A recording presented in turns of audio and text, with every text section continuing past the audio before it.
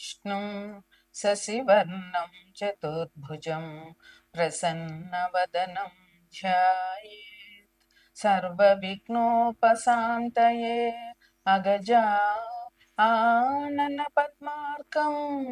गजाननमहर्निशम् अनेकदन्तं भक्तानाम् एकदन्तमुपास्महे एकदन्तमुपास्महे।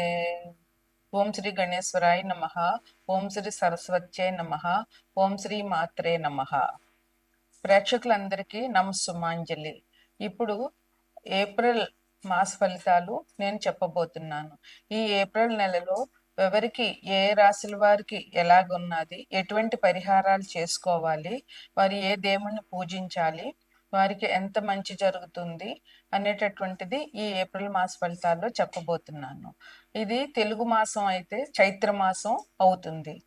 April మాస ఫలితాలు చెప్పడానికి ముందు మార్చి 30వ తారీఖు ఆదివారం నాడు 30/3/2025 రోజున మనకి ఉగాది వచ్చింది. తెలుగు సంవత్సరాది మన తెలుగు వారందరికీ కూడా నూతన సంవత్సరం ప్రారంభం అవుతుంది.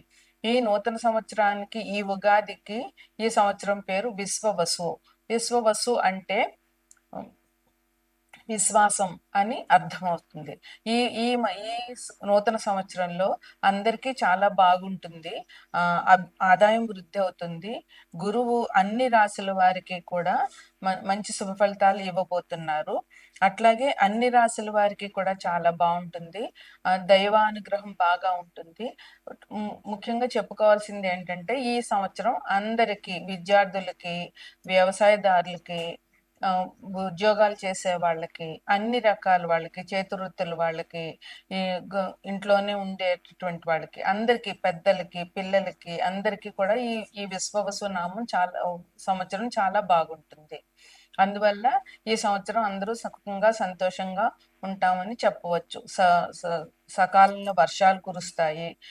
నీళ్ళకి ఇబ్బంది లేకుండా ఉంటుంది. ప్రస్తుతం ఇబ్బంది ఉంది చాలా చోట్ల, కానీ అది తగ్గిపోతుంది.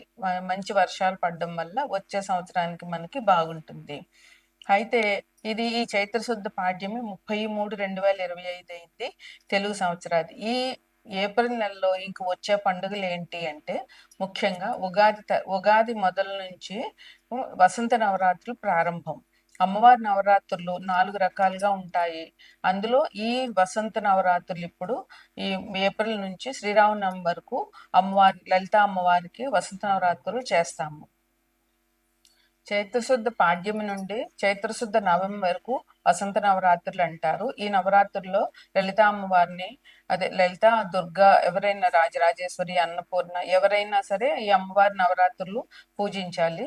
మనకి దేవి నవరాత్రులు ఎంత ముఖ్యమో ఈ వసంత నవరాత్రులు కూడా అంత విశేషంగా మనం పూజ చేయాలి, అమ్మవారి పూజ.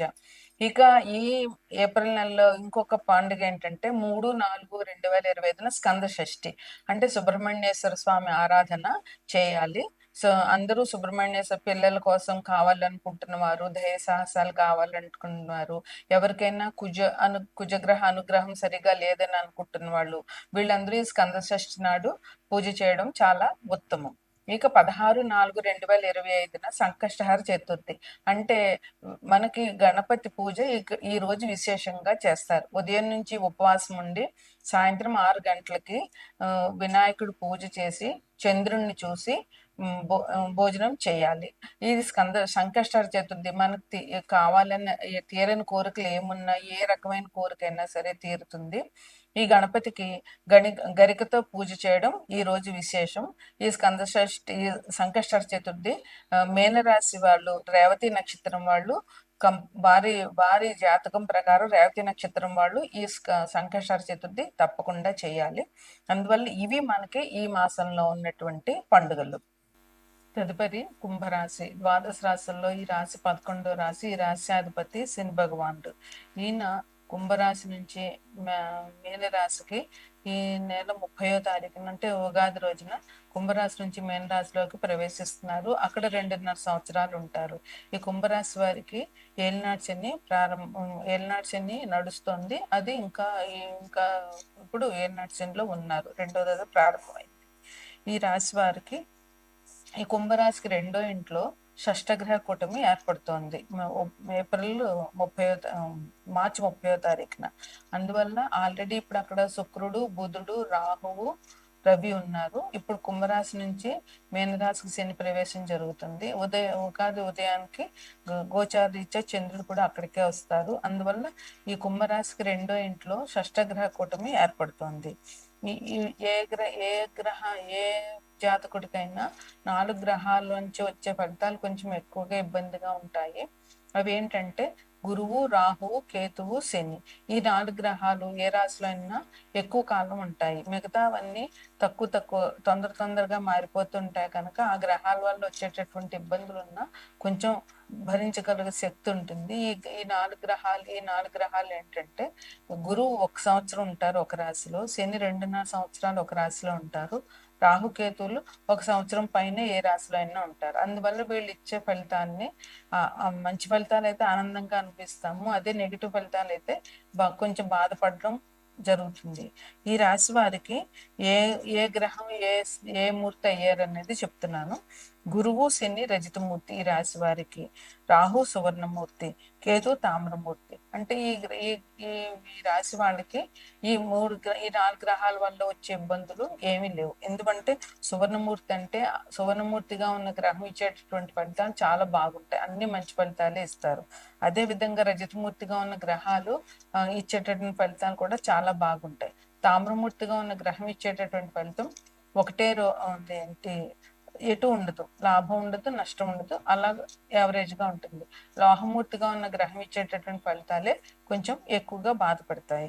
ఈ రాశి వారికి 3 గురువు శని రజతమూర్తిగాను, రాహు సువర్ణమూర్తిగాను, కేతు తామ్రమూర్తిగాను ఉన్నారు కనుక వీళ్ళకి ఇబ్బందులు ఈ గ్రహాల వల్ల మంచి ఫలితాలే ఉంటాయి. కుంభరాశిలో ధనిష్టం 3, 4 పాదాలు, శతభిషం 1, 2, 3, 4 పాదాలు, పూర్వభాద్ర 1, 2, 3 పాదాలు ఉంటాయి. ఈ రాశి వారికి బుధుడు, కుజుడు, శుక్రుడు అనుకూలంగా ఉన్నారు. అందువల్ల వీళ్ళు ఇంట్లో శుభకార్యాలు చేస్తారు. అలాగే ఏ వృత్తిలో ఉన్న వాళ్ళకైనా సరే చాలా బాగుంటుంది. అన్ని రకాల వృత్తుల వారు అభివృద్ధిలోకి వస్తారు. వ్యాపారస్తులు, చిన్న వ్యాపారస్తులైనా పెద్ద వ్యాపారస్తులైనా ఎవరికైనా వ్యాపారం చాలా బాగుంటుంది. కొత్తగా గృహాలు కొనుక్కోవాలనుకుంటున్న వాళ్ళు ఈ మాసంలో ప్లాన్ చేసుకుంటే వాళ్ళ కోరిక తీరే అవకాశం ఉంది. అందువల్ల వీరికి గురువు కూడా మంచిగా ఉన్నారు కనుక వీరికి ఇప్పుడు కొనుక్కోవాలనుకుంటున్న వాళ్ళకి గృహం కొనుక్కోవడానికి వాళ్ళ ప్రయత్నాలు వాళ్ళు స్టార్ట్ చేయవచ్చు. అట్లాగే శుభకార్యాలు చేస్తారు. శుభకార్యాలకు వీళ్ళు అటెండ్ అవుతారు. అందువల్ల వీళ్ళకి ఖర్చులు కూడా తక్కువగా ఉంటాయి. ఈ మాసంలో కుటుంబ సౌఖ్యం బాగుంది. కుటుంబంలో అందరూ కూడా మంచిగా ఒకళ్ళ మీద ఒకళ్ళ అభిమానం చూపించుకుంటూ ఒకటే మాటగా ఉంటారు. పరస్పరం ఒకళ్ళనొకళ్ళు గౌరవించుకుంటూ ఉంటారు. ఇంకా రుణ బాధలు కొద్దిగా ఉన్నా కానీ అవి పెద్దగా ఇబ్బంది పెట్టేలాగా ఉండవు. ఆర్థికంగా లావాదేవీలు చాలా బాగుంటాయి. స్నేహితుల నుంచి వీళ్ళకి వచ్చేటటువంటి సహకారం చాలా బాగుంటుంది.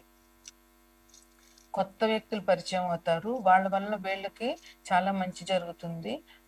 వాళ్ళ వల్ల వీళ్ళకి సంఘంలో పేరు ప్రతిష్టలు, గౌరవం పెరిగేటటువంటి అవకాశం ఉంటుంది. అది సంఘంలో బాగా పలుకుబడిన వాళ్ళు కనుక వీళ్ళకి పరిచయం అయితే వాళ్ళ వల్ల వీళ్ళు కూడా సంఘంలో పేరు ప్రతిష్టలు సంపాదించుకోగలుగుతారు. ఇంకా లలిత కళల గురిలో ఉన్న వాళ్ళైతే, అంటే సంగీతం, మ్యూజిక్, డ్యాన్స్ ఇట్లాంటి వాటిలో ఉన్న వాళ్ళైతే, పార్టిసిపేట్ చేసే వాళ్ళకైతే చాలా బాగుంది ఈ నెల. అందువల్ల వాళ్ళు ఈ నెలలో మంచి ఇది చేసుకోవచ్చు. అదే ఈ నెలలో మనకి వసంత నవరాత్రులు వస్తున్నాయి కనుక వసంత నవరాత్రుల్లో అమ్మవారు పూజ చేయడం చాలా అవసరం. ఇంకా అనారోగ్యానికి చెప్పాల్సి వస్తే కొంచెం చర్మవ్యాధులు వచ్చేటటువంటి అవకాశం ఉంది ఈ రాశి వాళ్ళకి. అందువల్ల జాగ్రత్తగా ఉండి వాళ్ళు పరిశుభ్రంగా చర్మాన్ని ఉంచుకోవడము, మంచినీటిని ఉపయోగించుకోవడము, మంచినీరు తాగడము ఇట్లాంటి వాటి వల్ల వీళ్ళకి చర్మవ్యాధులు రాకుండా ఉండే అవకాశం ఉంది. ఏలినాటి శని వీళ్ళకి ఈ సంవత్సరం ఉంది కనుక ఈ శని బాధల నుంచి తప్పించుకోవాలంటే శివాభిషేకం చేయడము, ఇంట్లో పెద్దవాళ్ళని, తల్లిదండ్రులని పూజించడము, వారి పాదాలకు నమస్కారం చేయడము, అలాగే తల్లిదండ్రులు కాక ఆ వయసులో ఉన్న పెద్దవాళ్ళందరినీ గౌరవించడము, ఇంటిని పరిశుభ్రంగా ఉంచుకోవడము, వ్యాయామం చేయడము, అంటే ఎంత నడిస్తే అంత శని భగవానుడు మనకి అనుకూలంగా ఉంటారు. అందువల్ల మంచి నడక ప్రాక్టీస్ చేయడము చెయ్యాలి. వీరు రాహుకేతువుల కోసం పూజ చేయడము, హనుమాన్ టెంపుల్ కి వెళ్ళడము, వెంకటేశ్వర స్వామి టెంపుల్ కి వెళ్ళడము, శని భగవాను నుంచి మంచి ఫలితాలు రావాలి అని అంటే హనుమాన్ చాలీసా పారాయణ చేయాలి, వెంకటేశ్వర స్వామి టెంపుల్కి వెళ్ళాలి, హనుమాన్ టెంపుల్కి వెళ్ళాలి. అదే విధంగా దేవి నవరాత్రులు, ఇప్పుడు వసంత నవరాత్రులు ఉన్నాయి కనుక వసంత నవరాత్రులు అమ్మవారిని పూజ చేయడము, చండీ హోమం చేయడము ఈ రాశి వారికి చెప్పదగినటువంటి పరిహారం.